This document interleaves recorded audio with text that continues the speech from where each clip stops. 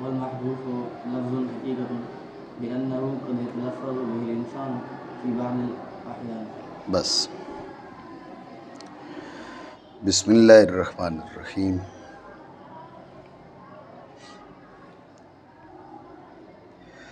علامہ عبد الرحمن جامی رحمۃ اللہ تعالی علیہ نے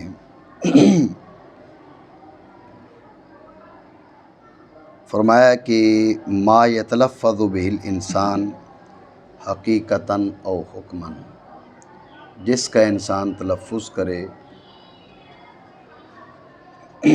تلفظ حقیقی ہو یا تلفظ حکمی ہو. مثال دی تلفظ حقیقی کی، زید ضربہ.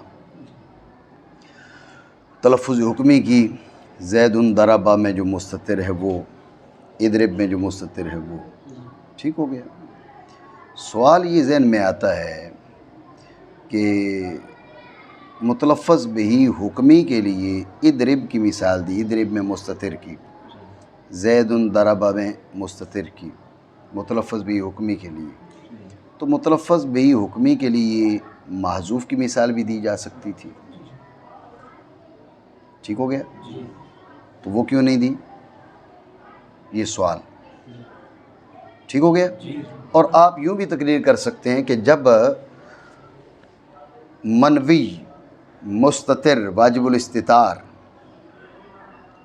اس کی جب مثال پیش کی متلفظ بھی حکمی کے ضمن میں، تو یہ ذہن میں آتا ہے کہ جیسے منوی متلفظ بھی حکمن ہے تو شاید محذوف بھی متلفظ بھی حکمن ہے.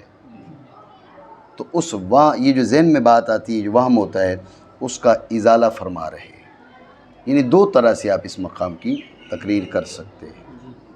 نمبر ایک، آپ نے کہا بھئی متلفظ بھی حکمی، اس کی مثال دی بھئی زید ضربہ میں جو مستتر ہے، اضرب میں جو مستتر ہے، یہ متلفظ بھی حکمی کی مثال دی. تو ذہن میں سوال آیا کہ اس مثال کے بجائے یہ محذوف کی مثال دے دیتے. محذوف کی مثال کیوں نہیں دی؟ یہ سوال. تو والمحذوف سے علامہ جامی سوال کا جواب دے رہے ہیں. یوں تقریر کریں یا یوں تقریر کریں کہ بھئی جب کہا کہ زید ضربہ میں جو مستتر ہے وہ متلفظ بھی حکمی ہے، اضرب میں جو مستتر ہے وہ متلفظ بھی حکمی ہے، جب یہ کہا تو وہم ہوا کہ شاید محذوف بھی متلفظ بھی حکمی ہے. تو والمحذوف الی آخرہ ہی، یہ اس وہم کا ازالہ ہے. بات آپ سمجھ رہے ہیں؟ یعنی اس مقام کی دو طرح سے تقریر ہو سکتی ہے. بہرحال اگر آپ کہتے ہیں بھئی یہ سوال ہوا تو علامہ جامی علیہ رحمہ اس کا جواب دیتے ہیں کہ بھئی زید ضربہ میں جو مستتر ہے وہ متلفظ بھی حکمی ہے، جو محذوف ہوتا ہے وہ متلفظ بھی حکمی نہیں ہے، وہ متلفظ بھی حقیقی ہے. وہ متلفظ بھی حقیقی ہے. بات ہے یہ ذہن میں. اور اگر کہیں بھئی وام ہوا تو اس وام کا ازالہ کر دیے کہ بھئی یہ وام تمہارا درست نہیں ہے، زید ضربہ میں جو مستتر ہے وہ حکمی ہے متلفظ بھی، اضرب میں جو مستتر ہے وہ متلفظ بھی حکمی ہے، لیکن جو محذوف ہے، کلمہ محذوفہ ہے، وہ متلفظ بھی حکمی نہیں کہلاتا، وہ متلفظ بھی حقیقی کہلاتا ہے. بات آ گئی ذہن میں. پھر یہ سوال ہوگا متلفظ بھی حقیقی کیسے؟ کہا واسأل القریہ، یہاں پر محذوف ہے واسأل اہل القریتی، اہل یہاں پر محذوف ہے. ٹھیک ہے نا جی. اہل یہاں پر محذوف ہے، تلفظ اس کا ہو نہیں رہا، آپ کہہ رہے ہیں متلفظ بھی حقیقی ہے. توجہ ہے. زید ضربہ میں جو مستتر ہے اس کا بھی تلفظ نہیں ہو رہا تو آپ نے کہا حکمی ہے. واسأل القریہ تلفظ نہیں ہو رہا، آپ کہہ رہے ہیں متلفظ بھی حقیقی ہے. تو دونوں میں فرق کیا ہے؟ سوال بنے گا نہیں، اس کا جواب دیں گے. بارے بات سمجھو، معنی کرے. اور محذوف لفظ ہے حقیقتاً. لفظ مراد میں نے آپ کو پہلے بتا دیا، ماقبل میں بھی لفظ مراد یہاں پر متلفظ بھی ہے. کیا؟ ٹھیک ہو گیا. تو اب سوال یہ ہے کہ محذوف متلفظ بھی حقیقی کیسے؟ تلفظ تو ہو نہیں رہا. تو جو ہے بات پہ دھیان دینا. اس کا انہوں نے جواب دیا. جواب کا حاصل یہ ہے کہ متلفظ بھی حقیقی ہونے کے لیے کیا ضروری ہے؟ متلفظ بھی حقیقی ہونے کے لیے یہ ضروری ہے کہ انسان اس کا بالفعل تلفظ کرے، انسان اس کا بالفعل تلفظ کرے۔ جب ہم بالفعل کی قید لگاتے ہیں، جہت لگاتے ہیں، تو اس کا مطلب ہوتا ہے کہ فی احد من الازمنۃ الثلاثہ، کیا؟ فی احد من الازمنۃ الثلاثہ، ماضی میں کیا ہو جب بھی وہ بالفعل تلفظ ہے، ابھی کر رہا ہو بالفعل تلفظ ہے، مستقبل قریب یا بعید میں کرے جب بھی بالفعل تلفظ ہے۔ تو متلفظ بھی حقیقی کے لیے، حقیقی ہونے کے لیے ضروری ہے کہ انسان اس کا بالفعل تلفظ کرے۔ کیا کرے؟ تو اب بتائیے جو محذوف ہے اس کا بالفعل تلفظ ہوتا ہے نہیں ہوتا؟ کبھی کبھی تو انسان کر دیتا ہے تلفظ اس کا، جب کبھی کبھی کر دیا، ایک بار کر دیا، تو وہ کیا متلفظ بھی حقیقی بن گیا؟ اس کو ہم حکمی کیوں بنائیں؟ زید ضرب میں جو مستتر ہے اس کا تلفظ نہ ہوا، نہ ہو رہا ہے، نہ ہو پائے گا۔ کیوں؟ اس کے لیے لفظی موضوع نہیں ہے، وہ من مقولۃ الحرف والصوت ہی نہیں ہے۔ بات ہے ذہن میں؟ تو یہ مسئلہ ہے، یہ فرق سمجھیں کہ چونکہ اس کے لیے لفظ کی وضع ہی نہیں ہے، جب لفظ کی وضع نہیں تو اس کے لیے کوئی اس کا تلفظ ہو نہیں سکتا، اس کا تلفظ ہو نہیں سکتا حقیقی طور پر کسی بھی دور میں ہو جائے تو متلفظ بھی حکمی نہیں رہتا، حقیقی بن جاتا ہے۔ حقیقی ہونے کے لیے یہاں پر یہ بات ذہن میں رکھیں، متلفظ بھی حقیقی ہونے کا یہ مطلب نہیں ہے کہ جب بھی وہ کلام میں وارد ہو اس کا ہر حال میں تلفظ کیا جائے، جب بھی کلام میں وارد ہو اس کا ہر حال میں تلفظ کیا جائے، یہ مطلب نہیں ہے۔ اگر یوں کہیں گے نا تو پھر 20 ایسے کلمات ہیں جو متلفظ بھی حقیقی سے نکل جائیں گے۔ سمجھ رہے بات کو؟ اس لیے کہ آپ ہر حال میں ان کا تلفظ بعض نہیں بھی کرتے۔ مرخم کو لے لیں، آپ اس کے بعد حروف کا تلفظ کرتے باقی کو چھوڑ دیتے ہیں، کیا باقی وہ متلفظ بھی حکمی چلے گئے؟ حقیقی نہیں رہے، وہ حقیقی ہے۔ تو متلفظ بھی حقیقی ہونے کے لیے فی احد الازمنۃ الثلاثہ متلفظ بھی ہونا یہ کفایت کرتا ہے، اور جو معذوف ہے اس کا کسی نہ کسی وقت میں تلفظ حقیقی پایا جاتا ہے، لہذا متلفظ بھی حقیقی بنے گا، حکمی نہیں بنے گا۔ بات سمجھے آپ؟ نہیں سمجھے؟ دوبارہ سمجھے توجہ سے۔ کہا کہ جو محذوف ہے یہ حقیقتاً لفظ ہے، یعنی حقیقتاً متلفظ بھی ہے۔ تو ذہن میں سوال ضرور آتا ہے کہ زید ضرب میں مستتر ہے، اس کا تلفظ نہیں ہو رہا، تو آپ نے کہا حکمی ہے۔ واسأل القریۃ، اہل کا تلفظ نہیں ہو رہا، آپ نے کہا حقیقی ہے۔ تو فرق کیوں بنا؟ وہاں پر زید ضرب میں جو مستتر ہے اس کا تلفظ نہیں تو وہ حکمی بن گیا، اس کا بھی تلفظ نہیں، یہ حقیقی کیسے بنا؟ تو جو ہے یہ اعتراض، تو اس کا جواب کا حاصل یہ ہے، بات پہ دھیان دینا، کہ متلفظ بھی حقیقی ہونے کے لیے جو قدر ضروری ہے وہ یہ ہے کہ انسان اس کا بالفعل تلفظ کرے۔ کیا کرے؟ کیا کرے؟ بالفعل کا مطلب ہے فی احد الازمنۃ الثلاثہ، 3 زبانوں میں سے کسی ایک زمانے میں پایا گیا تو یہ کیا ہے؟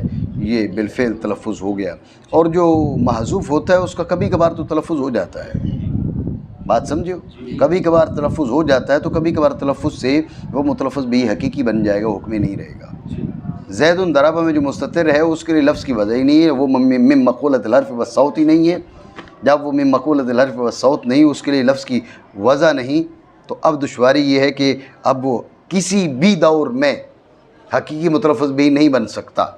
جب وہ کسی بھی دور میں حقیقی متلفظ بھی نہیں بن سکتا، اب اس لیے اس کو ہم نے حکمی شمار کیا، برخلاف کس کے؟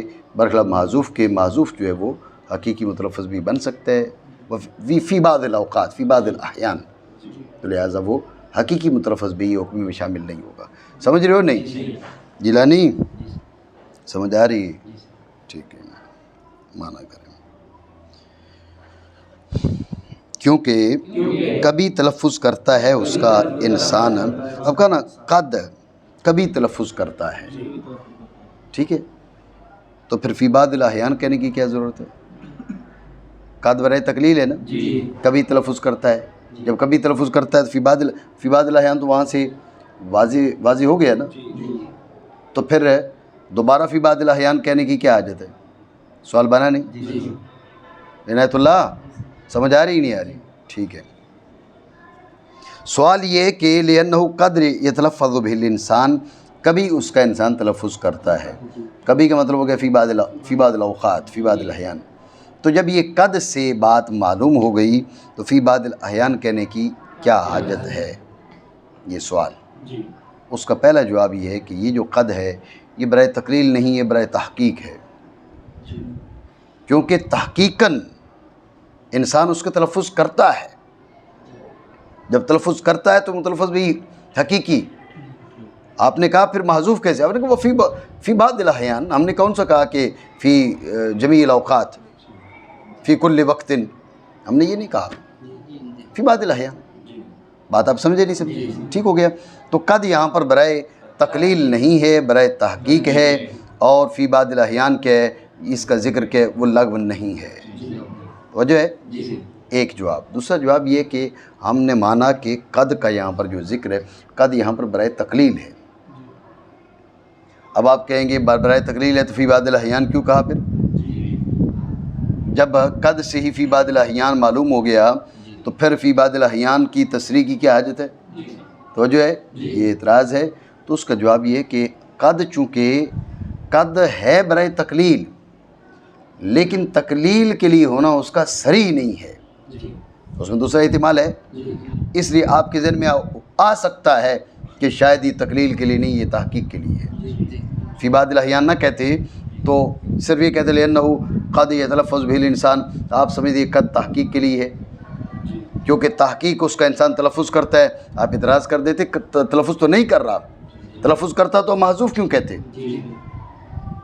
سمجھے بات کو؟ آپ اس قد کو برائے تقلیل نہ سمجھتے، آپ اس قد کو برائے تحقیق سمجھتے، کیونکہ برائے تحقیق ہوتا ہے، مضارع پر بھی برائے تحقیق آتا ہے۔ قد یعلم اللہ، قد یعلم اللہ، ابھی یہ یہاں پر تقلیل کے لیے نہیں ہے، یہاں پر تحقیق کے لیے ہے۔ وَلَقَدْ نَعْلَمُ مَا تُوَسْوِسُ وَلَقَدْ نَعْلَمُ، یہاں پر قد برائے تقلیل نہیں، برائے تحقیق ہے۔ آپ سمجھ رہے ہو بات کو؟ تو کہنے کا مقصد یہ ہے کہ قد جو ہے وہ مضارع پر آئے تو وہ تقلیل میں نص نہیں ہے، تحقیق کے لیے بھی ہوتا ہے۔ تو یہاں پر قد کہا، ہو سکتا ہے آپ کے ذہن میں آئے بھئی یہ قد برائے تحقیق کے تقلیل نہیں ہے، یہ احتمال تھا، اس لیے فی بعض الاحیان کی تصریح کر دی تاکہ یہ احتمال جو ہے وہ یہ قد چونکہ نص نہیں تھا، مراد یہاں تقلیل ہی تھی، لیکن اس معنی میں نص نہیں تھا، تو اس کو نص کرنے کے لیے فی بعض الاحیان کہا۔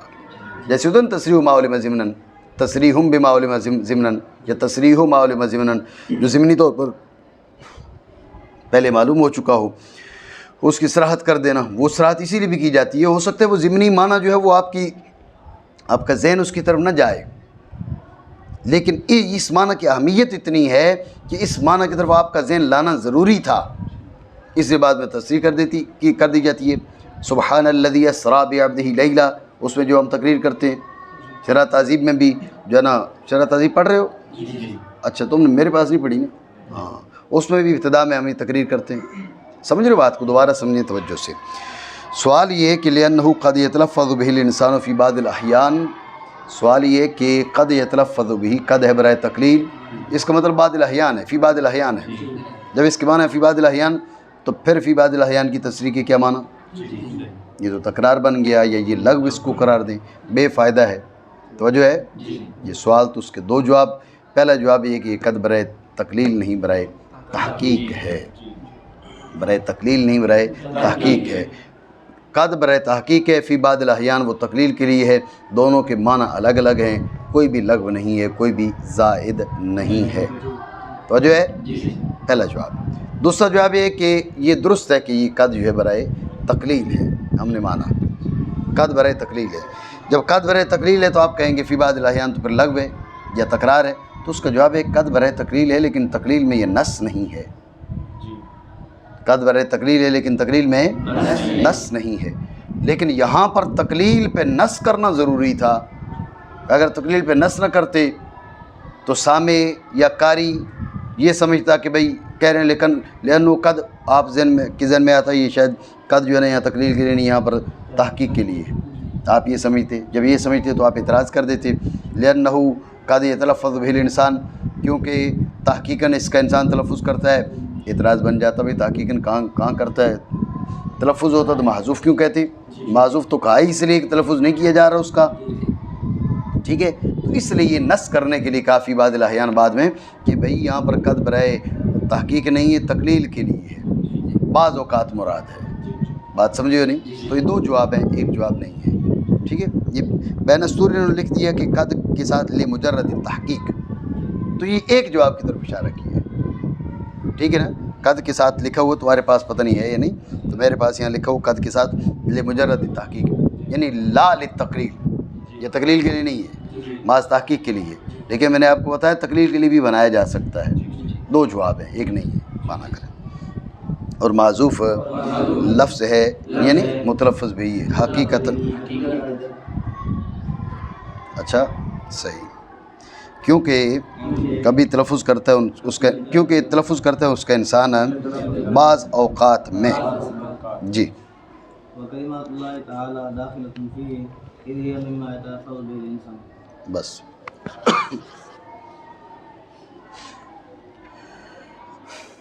اعتراض یہ ہے، اعتراض کی اجمالی تقریر، اعتراض کی اجمالی تقریر یہ ہے کہ الکلمۃ لفظ، کلمہ کی جو تعریف ہے یہ جامع نہیں ہے، اس کو یوں بھی کہتے ہیں بھائی جامع لجمیع افراد نہیں ہے، جامع لجمیع افراد نہیں ہے، یہ جو تلفظ ہے یہ جامع لجمیع افراد نہیں ہے، یہ ہمارے اساتذہ کا تلفظ ہے، ان کا طریقہ ہے، صرف جامع کہیں تو وہ بھی کافی ہے، جامع لجمیع افراد نہیں ہے یہ کہیں تو یہ اساتذہ سے مروی ہے، تو اس میں زیادہ برکت ہے، ٹھیک ہے نا۔ تو ہاں یہ شخصیات کی اپنی برکت ہوتی ہے، ٹھیک ہے نا، شخصیات کی برکت ہوتی ہے، کچھ الفاظ ایسے ہوتے ہیں ان الفاظ میں برکت ہوتی ہے، ٹھیک ہے نا۔ اب رسول اللہ صلی اللہ تعالیٰ علیہ وسلم نے فرمایا بھائی جا کے اس بولو درخت کو، بولو کافر کو بولو جا کے اس کو درخت کو بولو تو آ جائے میرے پاس، ٹھیک ہے۔ تو اب آپ دیکھو، آپ جا کے بولو، آپ کی بات مانے گا؟ نہیں مانے گا نا، حالانکہ آپ تو مسلمان ہو، جی آپ مسلمان ہو، ایماندار ہو، آپ جا کے بولو گے تو وہ نہیں مانے گا۔ وہاں کافر نے جا کے بولا تو اس نے مان لی، اس لیے کہ اس نے الفاظ سید عالم صلی اللہ تعالیٰ علیہ وسلم کے وہاں دہرائے تھے جا کے، ٹھیک ہے نا۔ تو وہ کافر کی بات نہیں تھی، وہ پیچھے جو گفتگو جس ذات والا سے جڑ رہی تھی وہ ذات والا حبیب خدا ہیں، اس میسیج جب ان کا پیچھے میسیج ان کا تھا تو وہ جا کے اس نے جب میسیج پہنچایا، اب کافر نے جا کے پہنچایا تو درخت نے ادھر سے اتری شاخ چل گئی، حاضر ہے، ٹھیک ہے۔ تو لہٰذا یہ سمجھانے کے لیے کہ جو کلمات ہیں ان کی اپنی برکت ہوتی ہے، جو بڑی شخصیات سے مروی ہوں، اور بات اور کہیں اور نکل جائے گی۔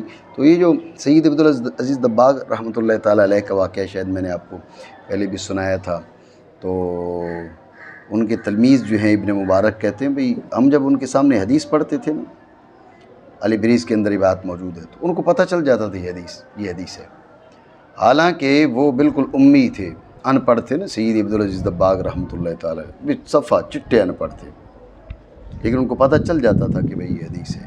تو ہم نے ان سے پوچھا کہ بھئی آپ کو کیسے پتہ چلتا ہے یہ حدیث ہے؟ اچھا نہ ہوتی تو وہ کہتے نہیں ہے، ہوتی تو کہتے یہ حدیث ہے۔ ہم نے ان سے پوچھا بھئی یہ کیسے آپ کو پتہ چلتا ہے؟ تو ایک بار انہوں نے کہا کہ بات یہ ہے کہ حضور کی گفتگو جو ہے وہ چھپ نہیں سکتی، حضور کی جو مبارک گفتگو ہے باقیوں سے ممتاز ہوتی ہے۔ ایک بار وہ فرمانے لگے، بات یہ ہے کہ ایک مثال انہوں نے دی گفتگو کا، حاصل یہ ہے کہ جب انسان گفتگو کرتا ہے نا سردی میں تو منہ سے بھاپ بھی نکلتی ہے، بات بھی نکلتی ہے، اور اس کے علاوہ جب بات کرتا ہے تو صرف بات نکلتی ہے۔ ابھی میں بول رہا ہوں تو منہ سے بھاپ نہیں نکل رہی نا، سردی ہوتی ہے تو اب انسان جب بولتا ہے تو منہ سے بھاپ بھی ساتھ نکلتی ہے۔ سید عبدالعزیز دباغ رحمۃ اللہ تعالیٰ علیہ نے فرمایا جب انسان گفتگو کرتا ہے تو اپنی بات نکلتی ہے، جب سید عالم صلی اللہ تعالیٰ علیہ وسلم کی گفتگو کرتا ہے منہ سے بات نکلتی ہے، ساتھ اس کے نور نکلتا ہے، میں اس نور کو دیکھ کے پہچان لیتا ہوں یہ حضور کی بات ہے، ٹھیک ہے نا۔ اسی طرح وہ حدیث قدسی پہچان لیتے تھے، قرآن پاک کی آیت پہچان لیتے۔ بات طویل میں جو بات عرض کر رہا تھا،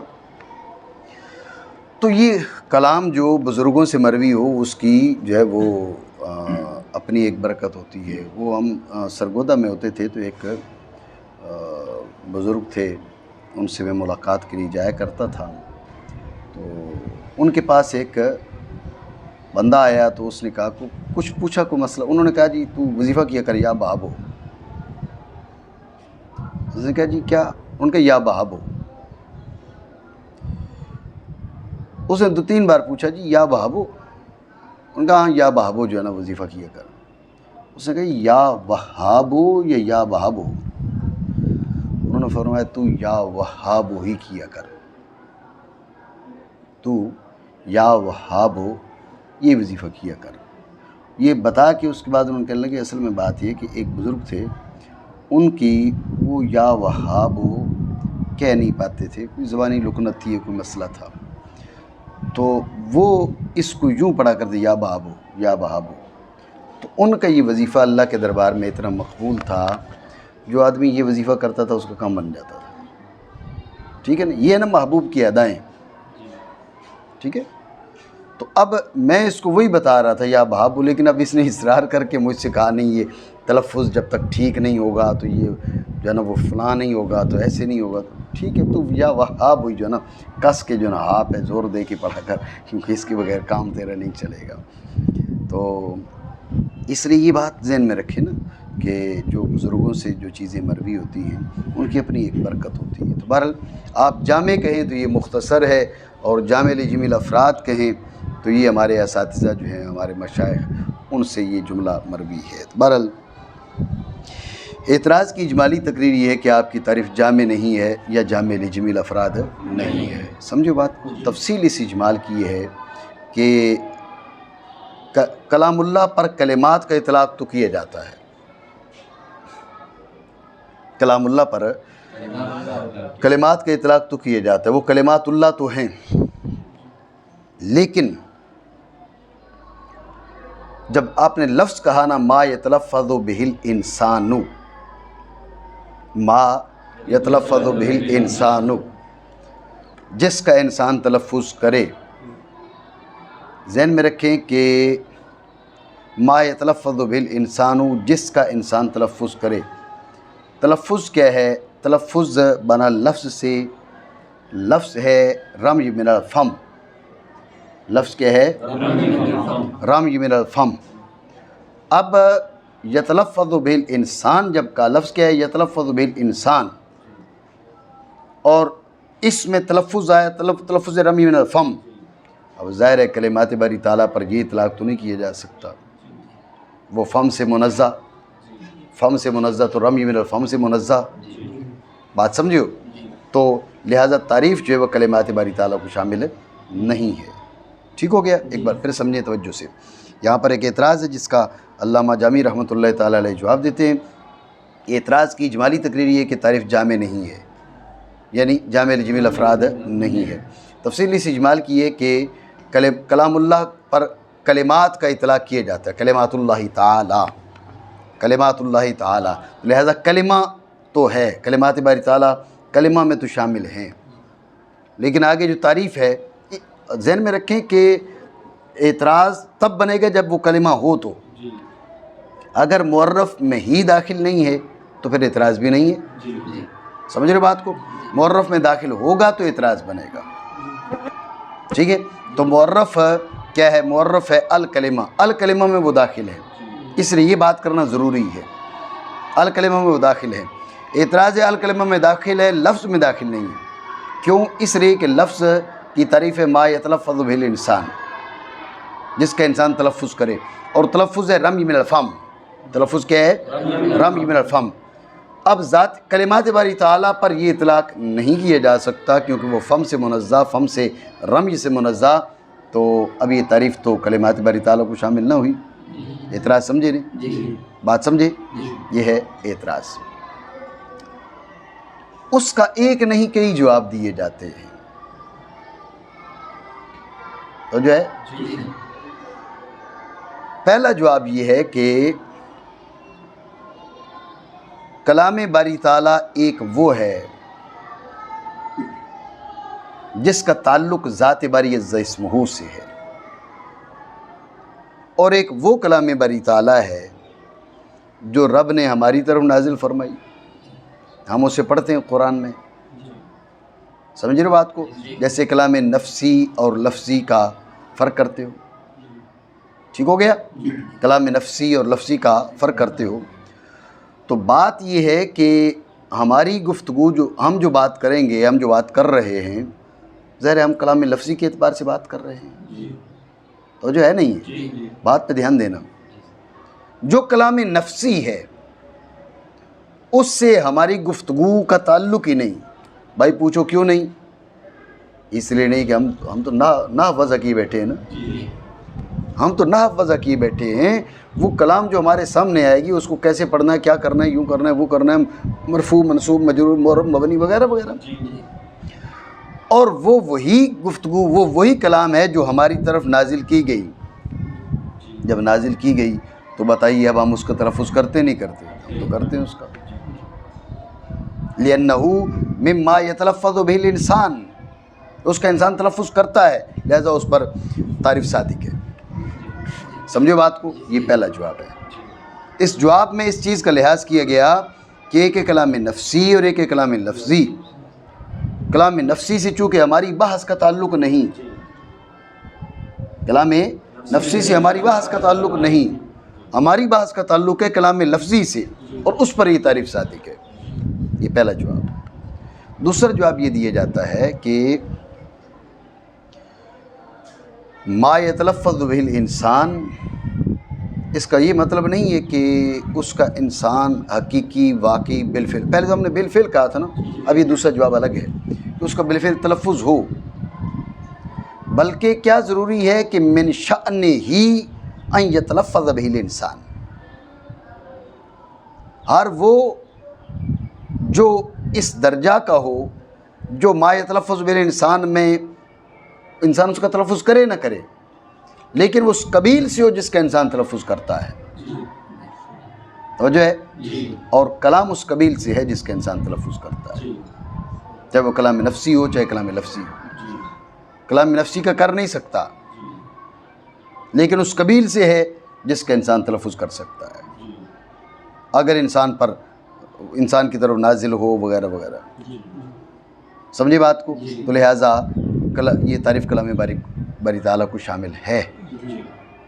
اب بالفعل تلفظ مراد نہیں ہے، من شأنہ ان یتلفظ بہ الانسان، سمجھ رہے بات کو؟ اور تیسرا یہ کہ انسان کلام نفسی کا بھی تلفظ کرتا ہے۔ بھئی کہاں کرتا؟ کہا حکماً، ہم نے کیا کہا تھا؟ یتلفظ بہ الانسان حقیقتاً و حکماً، وہ حقیقتاً میں تو داخل نہیں ہے، حکماً میں داخل ہے۔ سمجھ رہے بات کو؟ یہ تین جواب دیے جاتے ہیں، بات پہ توجہ ہے۔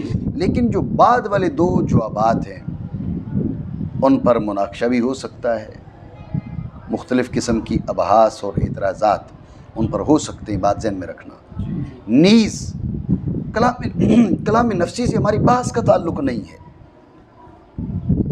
جس سے ہماری بحث کا تعلق نہیں ہے، ہم بلا وجہ ایک ایسا جواب دے کر جس پہ مناقشہ ہو جائے، جس پہ اعتراضات ہو جائیں، اس کو لے کر ہم ایسی گفتگو کریں، اس لیے بہتر یہ کہ آپ اس بحث کو نہ چھیڑیں۔ علامہ جامی رحمۃ اللہ تعالیٰ علیہ نے بعد والے دو جواب نہیں دیے، پہلا جواب دیے جس کا تعلق کلام لفظی سے ہے۔ بات سمجھے نہیں سمجھے؟ دوبارہ سمجھے توجہ سے۔ تو اس کا علامہ جامی رحمۃ اللہ تعالیٰ علیہ نے جواب دیا۔ جواب ایک نہیں دیا جاتا، جوابات کئی ایک دیے جاتے ہیں۔ پہلا جواب یہ ہے کہ کلام الہی ایک ہے کلام نفسی اور ایک ہے کلام لفظی۔ یہاں ہماری گفتگو کلام نفسی کے بارے میں نہیں ہے، کلام لفظی کے بارے میں ہے، اور کلام لفظی کیا ہے؟ ما یتلفظ بہ الانسان میں داخل ہے۔ ٹھیک ہو گیا؟ یہ مختصر جواب رہا۔ یہ اعتراض کہ بھئی کلام نفسی بھی تو کلام ہے، اس سے آپ بحث کیوں نہیں کر رہے، اس سے گفتگو نہیں کر رہے؟ بات یہ فن دیکھو نا جی، فن ہے نحو، یہ مرفوع ہے، منصوب ہے، مجرور ہے، معرب ہے، مبنی ہے، اسم ہے، فعل ہے، حرف ہے، کلمہ ہے، کلام ہے، مرکب ہے، مفرد ہے۔ ہم تو اس سے بات کریں گے، کلام نفسی سے۔ کلام نفسی چونکہ اس کا ہمیں درک ہی نہیں ہے، جب ہمیں اس کا درک ہی نہیں ہے تو ہم اس کے بارے میں ہماری گفتگو کا اس سے تعلق بھی نہیں بنے گا۔ ہماری گفتگو کا تعلق اس سے، مطلب کلام کی ہم کیسے گفتگو کریں تو وہ عربیت کے قواعد کے مطابق ہو اور عربیوں کے طریقہ کے مطابق ہو۔ جب وہ کلام مخلوق پر نازل ہی نہیں، جب مخلوق کے پر نازل نہیں، مخلوق کے سامنے نہیں، تو اب ہماری بحث کا اس سے تعلق نہیں، لہٰذا جب بحث کا تعلق نہیں تو لہٰذا اس کے بارے میں ہمیں ایسی تعریف کرنا کہ جو اس کو بھی شامل ہو، اس کی کوئی حاجت نہیں ہے۔ اس لیے ہماری گفتگو ہو سکتی ہے کلام لفظی کے بارے میں، کلام لفظی کے بارے میں بھی بات کر دی ہے۔ یہ پہلا جواب۔ دوسرا جواب یہ ہے کہ تلفظ کے لیے یہ ضروری نہیں کہ بالفعل تلفظ ہو، من شأنہ ان یتلفظ بہ الانسان، کیا من شأنہ ان یتلفظ بہ الانسان، ایسا ہو کہ اس کا انسان تلفظ کر سکے، کرے ضروری نہیں، اکرام تلفظ کرے یہ ضروری نہیں، تلفظ کر سکے، بات ہے یہ ذہن میں، تلفظ کر سکے، اور کلام لفظی ہو یا نفسی ہو وہ من شأنہ یتلفظ بہ الانسان، ٹھیک ہے۔ اور تیسرا جواب یہ دیا جاتا ہے کہ بھئی تلفظ کے لیے یہاں پر تلفظ ضروری تھوڑی حقیقی ہو، تلفظ حکمی ہو سکتا ہے، اور کلام نفسی جو ہے وہ متلفظ بھی حکمن میں آ جائے گی، بات ہے ہی ذہن میں۔ یہ 3 جوابات دیے گئے ہیں اس کے، لیکن جو آخری 2 جوابات ہیں ان پر مناقشہ ہو سکتا ہے، اعتراض ہو سکتا ہے، اس لیے علامہ جامی رحمۃ اللہ تعالیٰ علیہ نے بعد والے 2 جوابات کی طرف گئے نہیں ہیں۔ مناقشہ ہوتا تو اس کا بھی سامنا کیا جاتا، لیکن تب کیا جاتا جب کہ کلام نفسی سے ہماری بحث کا تعلق ہوتا۔ اب ہم صرف جو ہے وہ جوابات میں اضافہ کرنے کے لیے بہت سے جوابات دے دیتے، پتہ چلتا وہ زیادہ مفید بھی نہیں ہے، اور ان پر اعتراضات جوابات اتنے ہو گئے کہ ہم اپنے اصل بحث سے نکل گئے۔ اس لیے علامہ جامی رحمۃ اللہ تعالیٰ علیہ نے صرف ایک جواب دیا جس کا تعلق کلام لفظی سے ہے، تاکہ جواب بھی بن جائے اور زیادہ مناقشہ کا سامنا بھی نہ کرنا پڑے۔ بات سمجھے؟ ٹھیک ہو گیا؟ مانا کریں۔ اور کلمات اللہ تعالیٰ داخل ہیں اس میں، کس میں؟ لفظ حقیقی میں۔ کیوں داخل ہے؟ اس دلیل یہ کیونکہ وہ اس قبیل سے ہیں جن کا انسان تلفظ کرتا ہے۔ ذہن میں رکھیں یہ کلام لفظی ہے، کلام نفسی نہیں۔ نفسی کا تو تلفظ انسان کر نہیں سکتا، وہ بھی کلام نفسی وہ حرف صوت کی قبیل سے ہی نہیں ہے۔ بات سمجھے؟ ہاں حنبلیوں کا، چلو یہ بھی سمجھو کہ علامہ جامی رحمۃ اللہ تعالیٰ علیہ نے یہ دوسرے 2 جواب آخر والے کیوں نہیں دیے؟ ایک تو مناقشہ ہے، وہ حنبلیوں کے نزدیک جو ہے وہ کلام نفسی، اور پھر ماتریدیوں اشعریوں کے نزدیک کلام نفسی، اس کے بارے میں ہے ابحاث مختلف ہیں، اختلاف ہے اس میں، بات ہے ہی ذہن میں۔ تو اس لیے میں نے آپ کو بتایا نا کہ اس میں مناقشہ ہے، اس لیے ان دونوں جوابوں کو چھوڑ دیے۔ جی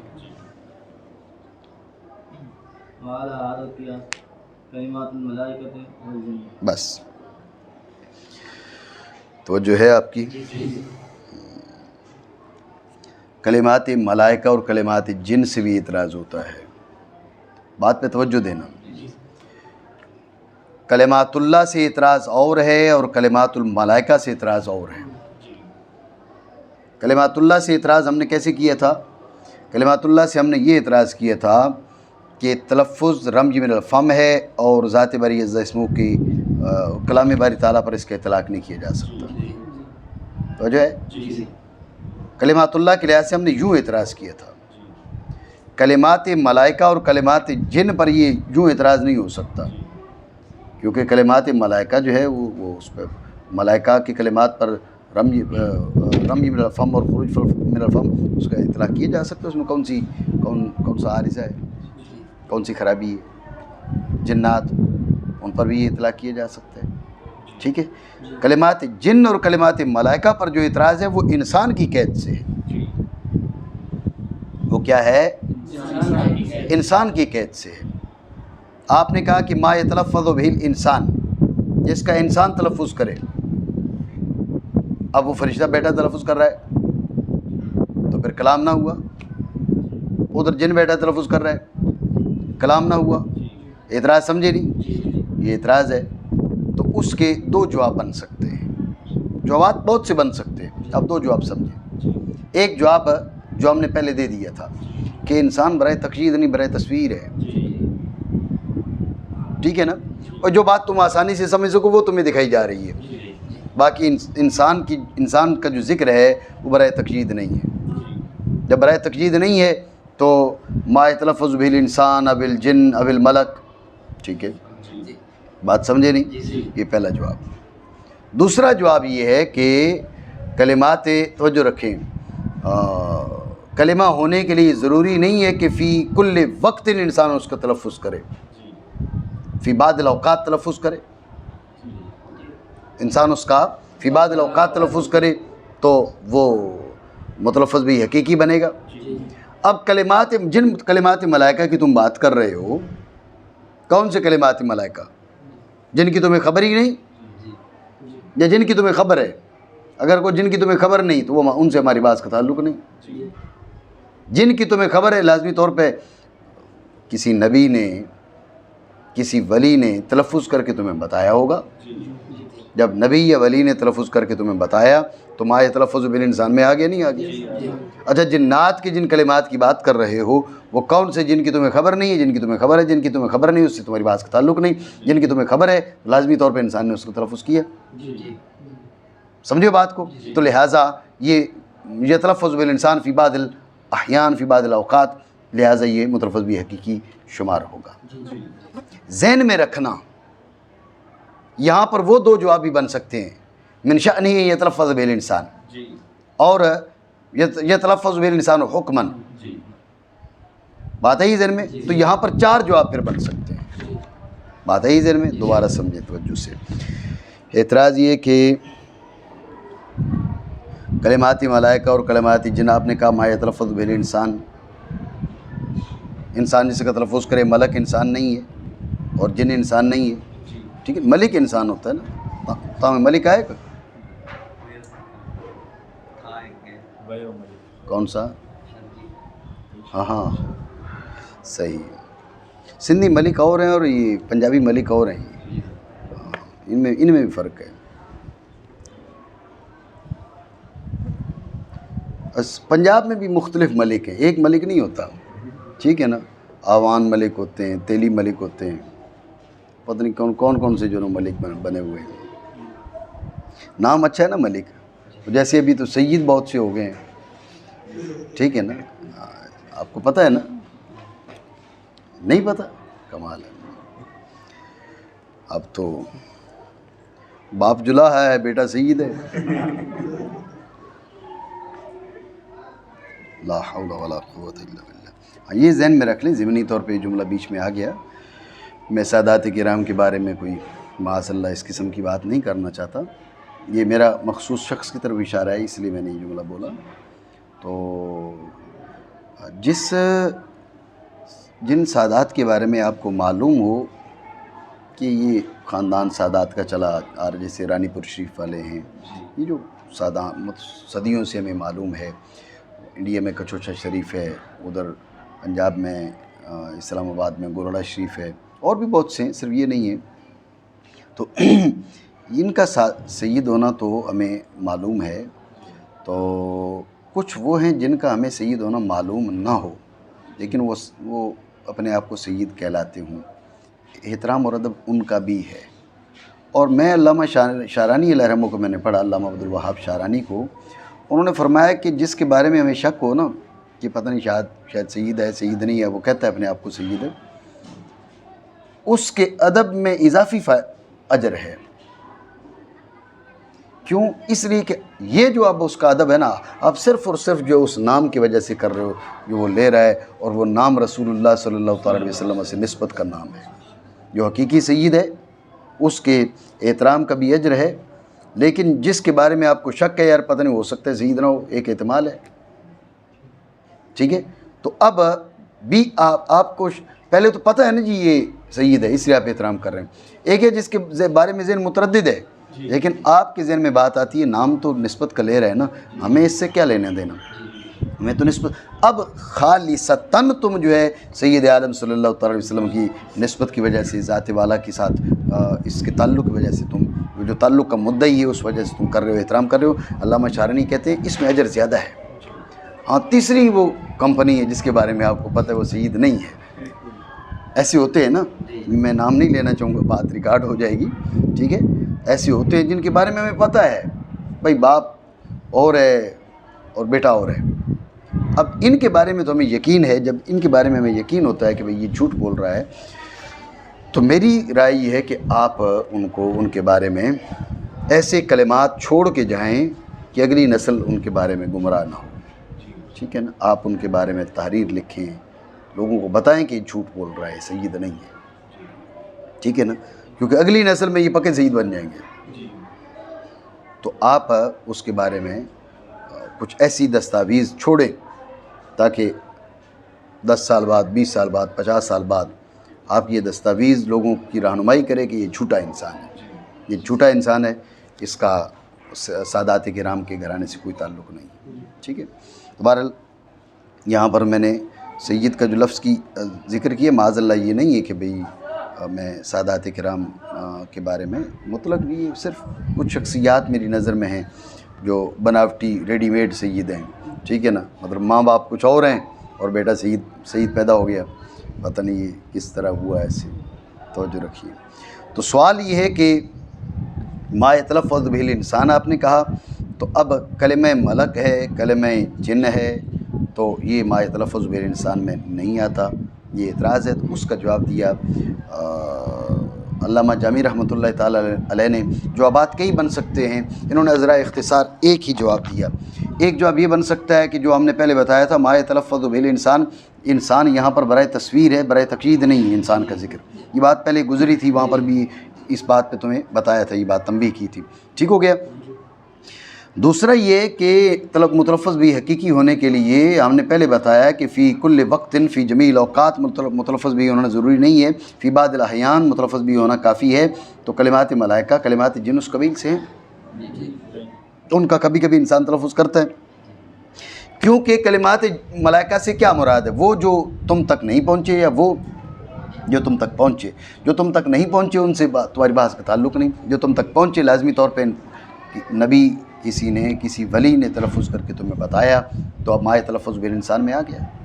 سمجھ رہے ہو بات کو؟ کلمات جن کا بھی یہ معاملہ ہے, بات ہے ذہن میں. تیسرا جواب یہاں پر یہ بن سکتا ہے کہ من شأنہا ان یتلفظ بہا الانسان, من شأنہا ان یتلفظ بہا الانسان, وہ اس باب سے ہیں, اس قبیل سے ہیں جن کا انسان تلفظ کر سکتا ہے.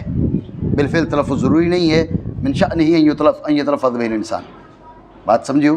تیسرا جواب. چوتھا, یہ متلفظ بھی حکمی میں شمار ہوں گے. تو 4 جواب بن سکتے ہیں. علامہ جامی علیہ الرحمہ نے پچھلی جو گفتگو کی ہے, پچھلا جو جواب کلمات اللہ کے حوالے سے دیا ہے, ازرا اختصار یہ جواب بھی ویسے ہی دے. ایک جواب دیا جو اس کے ساتھ مناسبت رکھتا ہے. وہاں پر بھی کیا کہا تھا بھئی, وہ کلام جو ہم تک ہماری جانب نازل نہیں ہوئی, کلام نفسی ہماری اس سے بحث نہیں ہے, جو کلام لفظی ہے وہ ما یتلفظ بہ الانسان میں داخل ہے, وہی کلمات ملائکہ, وہی کلمات جن. تو یہ جو جواب ہے چونکہ ہر جگہ چل رہا تھا, اس لیے ایک ہی جواب دیا ہے. بات سمجھے. اور اسی قیاس پر فرشتوں اور جنوں کے کلمات ہیں کافی.